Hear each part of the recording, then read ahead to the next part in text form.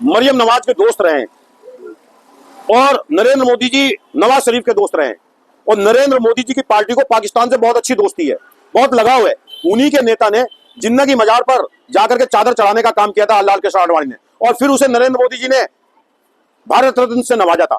नरेंद्र मोदी जी ने जो नवाज शरीफ को अपने यहां लेकर के आए थे शपथ पे, नरेंद्र मोदी जी ने जो बगैर बुलाए मरियम नवाज की पार्टी में शामिल होने पाकिस्तान गए थे, तो शायद नरेंद्र मोदी जी को ज्यादा दोस्ती पाकिस्तान से लगाओ, इसलिए जिहाद की बात करते हैं। हिंदुस्तान के अंदर कोई जिहाद नहीं, हिंदुस्तान के अंदर तो केवल नौकरी की बात होनी चाहिए, जो आज राहुल गांधी कर रहे हैं। हिंदुस्तान के अंदर पर्चा लीक ना हो इसकी गारंटी चाहिए, जिसकी बात राहुल गांधी कर रहे हैं। हिंदुस्तान के अंदर औरतों को, जो गरीब महिलाएं हैं, उनको पैसे की बात, उनको सरकारी पैसा मिले, इसकी बात होनी चाहिए।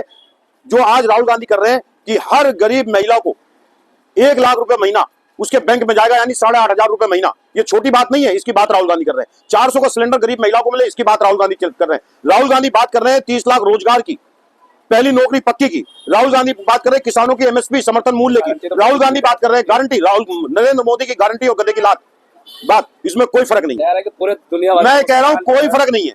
पहले नरेंद्र मोदी जी अपनी गारंटी की पक्की गारंटी अमित शाह से, जेपी नड्डा से दिलवा दे, उससे गडकरी से, नितिन गडकरी से। ये दोनों राष्ट्रीय अध्यक्ष रहे हैं और इन दोनों ने मीडिया को बयान देते हुए साफ साफ कहा कि चुनाव के अंदर जुमले बोल दिए जाते हैं। यानी नरेंद्र मोदी आज जो बोल रहे हैं वो बात, जुमला, ये अमित शाह और नितिन गडकरी ने खुद कहा है।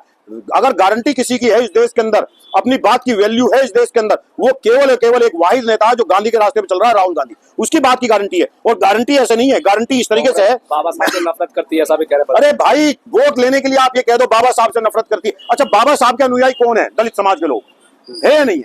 उन दलित समाज के लोगों को 25 बीघे का पट्टा किसने दिया? किसने जमींदार बनाया? मैं पूछना चाहता हूं, किसने जमींदार बनाया? कांग्रेस ने। इंदिरा आवास किसने दिया? कांग्रेस ने। रिजर्वेशन किसने दिया? कांग्रेस ने। बाबा भीमराव अम्बेडकर को संविधान सभा का अध्यक्ष किसने बनाया? कांग्रेस की। जब ताकतवर सरकार नेहरू जी की थी, नेहरू ताकतवर लोग थे, नेहरू चाहते तो किसी और से लिखवा देते। काबिलियत दिखाने का मौका अगर जो किसने दिया तो बाबा साहब को नेहरू जी ने दिया, और वो बाबा साहब के नेतृत्व में वो संविधान लिखा गया जो गरीबों को, जो असहायों को, जो पीड़ितों को, जो दबे कुचलों को बराबरी का दर्जा देती है। उसी संविधान को तोड़ने का काम भाजपा करती है। और भाजपा के नेताओं ने, कर्नाटक के एक एमपी ने कहा 400 सीट हमें इसलिए दो कि हम संविधान को बदलेंगे।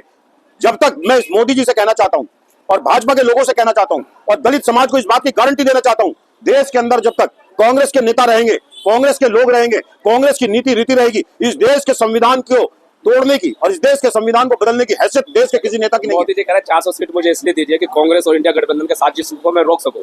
मोदी जी अब सही है या मोदी जी के नेता सही है? मुझे बता दो। कांग्रेस की साजिश के लिए आपको, आप 2024-14 में आए कि कांग्रेस को रोक सकूं, बहुमत की सरकार दो, दे दी। कांग्रेस की नीतियों को रोक सकूं, 2019 में सरकार दे दी। अब 2024 में आप मांग रहे हो 400 सीट नरेंद्र मोदी को चाहिए, तो इसलिए चाहिए संविधान को बदल सकूं।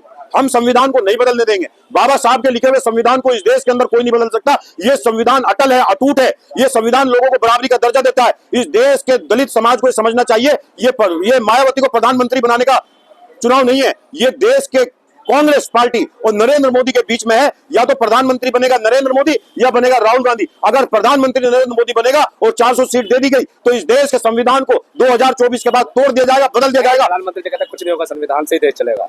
कैसे मैं मान लूं? मैं कैसे मान लूं? अगर प्रधानमंत्री जी इस बात को कह रहे हैं तो जिस एमपी के दावेदार ने ये कहा 400 सीट दो और मैं देश के संविधान को बदलेंगे, उसको आपने जेल में ठूसने का काम क्यों नहीं किया? जो आदमी संविधान की प्रतियां जलाता है उसको जेल में ठूसने का काम क्यों नहीं किया? आप उसको जेल में ठूसने का काम ना करो, आप उसको सजा ना दो, आप उसको उम्मीदवार बनाओ और फिर दलित समाज से कहो, ये कहो कि हम संविधान की रक्षा करेंगे। आज दलित समाज के बीच में एक ही मैसेज है, एक ही संदेश है। अगर कोई संविधान बचा सकता है तो राहुल गांधी बचा सकता है, और कोई संविधान तोड़ सकता है तो नरेंद्र मोदी की सेना, भारतीय जनता पार्टी इस देश को संविधान तोड़ने की तरफ बढ़ रही है। इस देश के संविधान बचाने का चुनाव है ये, और देश के संविधान बचाने के लिए अगुवाई अगर जो कोई कर रहा है, हमारे राष्ट्रीय अध्यक्ष खड़गे जी कर रहा है। हमने अपना राष्ट्रीय अध्यक्ष वोट के माध्यम से दलित समाज को सुनने का काम किया। आज देश को बचाना है तो नरेंद्र मोदी को हटाना है, और देश के संविधान को बचाना है तो नरेंद्र मोदी को हटाना है। अगर देश के संविधान को तोड़ना है तो नरेंद्र मोदी को वोट देना है। यह स्पष्ट संदेश देश के मुसलमानों के, देश के दलितों के, देश के ब्राह्मणों के बीच में जा चुका है। ये चुनाव देश के संविधान को बचाने का